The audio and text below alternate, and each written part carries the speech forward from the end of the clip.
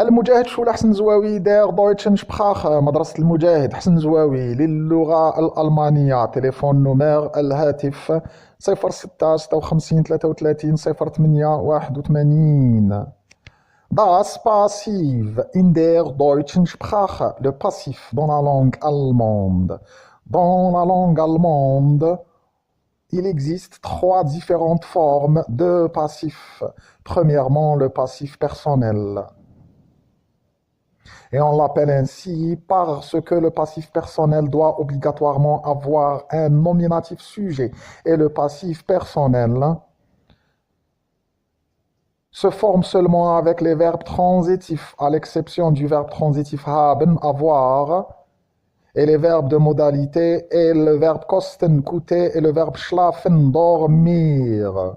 Deuxièmement, le passif impersonnel, et on l'appelle ainsi parce que le passif impersonnel ne doit jamais avoir de nominatif sujet, et il se forme seulement avec les verbes qui expriment une activité, ou bien les verbes qui exigent un complément audatif, ou bien les verbes qui exigent un complément prépositionnel, soit à l'accusatif ou bien au datif. Troisièmement, le passif équivalent, et on l'appelle ainsi parce que dans la langue allemande, il existe deux différentes formes verbales qui sont et qui font l'équivalent du passif. La première forme verbale du passif équivalent, le verbe bekommen, recevoir, plus le participe passé du verbe.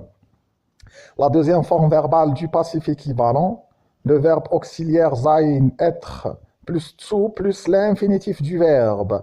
Et c'est toujours l'équivalent du passif, mais cette fois-ci employé avec un verbe de modalité.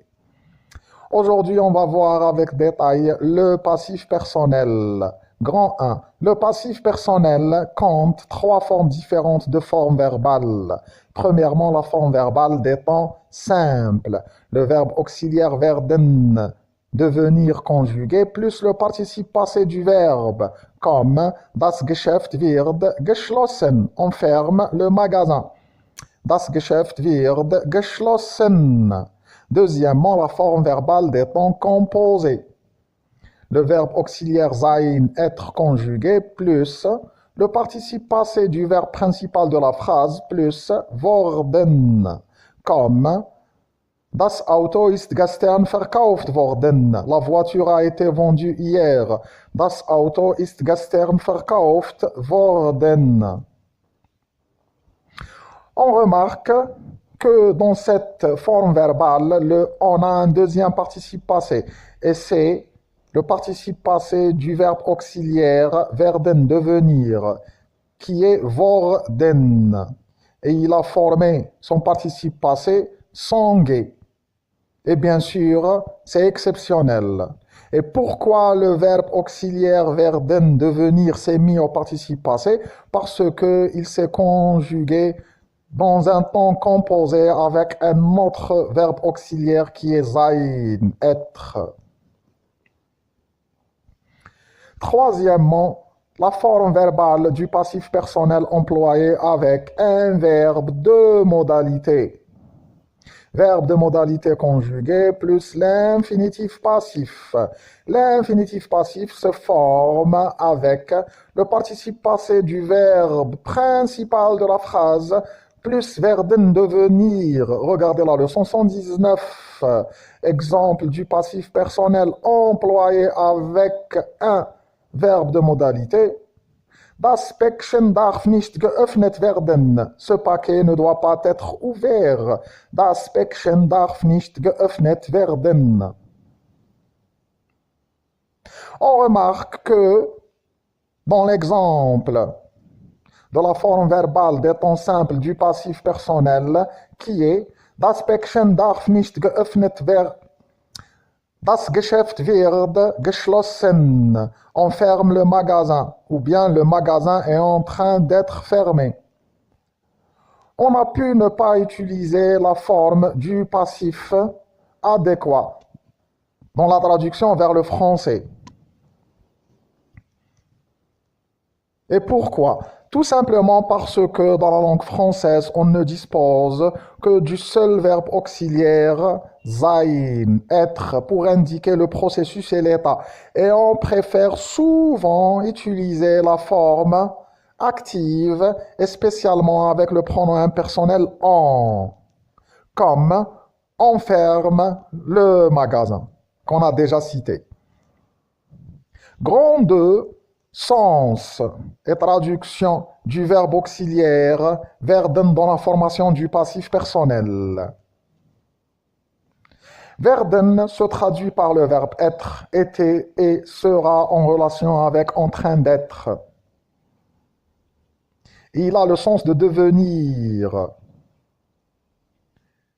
qui introduit le sens du processus, du renversement de l'état, comme Das Geschäft wird geschlossen, on ferme le magasin. Das Geschäft wird geschlossen, et qui s'oppose bien sûr à l'état lui-même,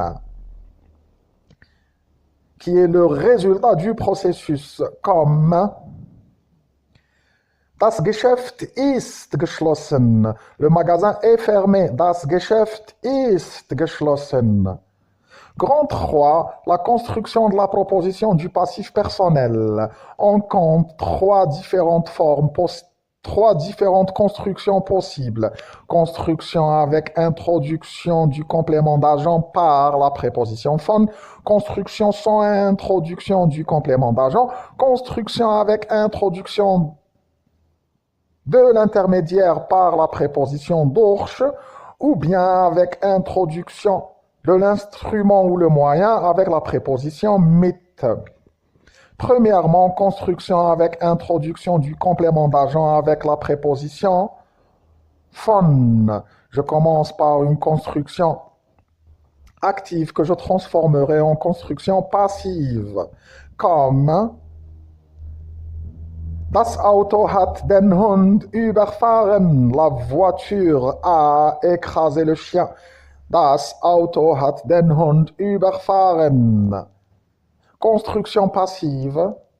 Der Hund ist von dem Auto überfahren worden. Le chien a été écrasé par la voiture. Der Hund ist von dem Auto überfahren worden. On remarque que le complément à l'accusatif den Hund, le chien, dans la construction active, a pris la fonction du nominatif sujet dans la construction passive. Et le nominatif sujet, das Auto, la voiture, dans la construction active, a pris la fonction et elle a été introduite par la préposition von, qui se traduit par, comme complément d'agent dans la construction passive. Deuxième construction sans introduction de complément d'agent. Je commence toujours par une construction active que je transformerai en construction passive, comme Man hat den Mörder verhaftet. On a arrêté le meurtrier. Man hat den Mörder verhaftet. Construction passive. Der Mörder ist verhaftet worden. Le meurtrier a été arrêté. Der Mörder ist verhaftet worden. On remarque que le complément à l'accusatif den Mörder, le meurtrier de la construction active, a pris la fonction du nominatif sujet dans la construction passive. Et dans cette même construction passive, on n'a pas pu introduire un complément d'agent. Pourquoi? Parce qu'on ne sait pas qui a arrêté le meurtrier. Et pourquoi on ne sait pas qui a arrêté le meurtrier? Tout simplement parce que le nominatif sujet de la construction active est un pronom impersonnel. Man.